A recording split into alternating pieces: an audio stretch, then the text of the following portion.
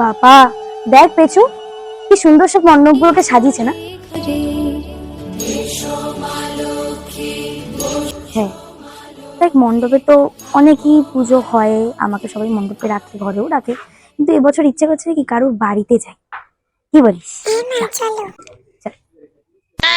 উফ বাবা দাঁড়া পেছু, আমার না পায়ে খুব ব্যথা করছে, একটা কাজ করি দাঁড়া বসে পড়ি, একটু পরে যাচ্ছি।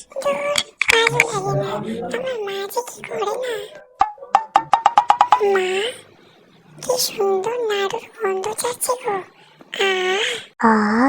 এই ঠিক বলেছিস তো পেছু। হ্যাঁ গো মা।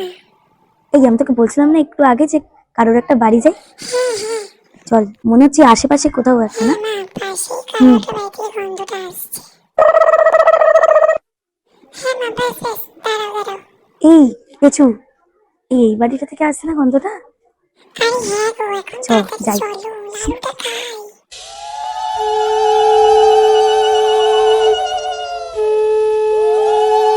এই পেছু এই বাড়িটা দেখেছিস তো? হ্যাঁ গো মা। দাঁড়া এই দাঁড়া আহা, কি নাড়ু, মা একটা আমি খাই। কি এই সুন্দর, এই পেছু একটা খাই। উফ, মা তুমি এই সবসময় এত এরকম করো কিসের তাড়া আমার তোর? সাথে। দাঁড়া আগে একটু বসে নে ঠিকঠাক করে, ছবি তুলছে দেখ কতজন। দূর, ভালো লাগে না। মা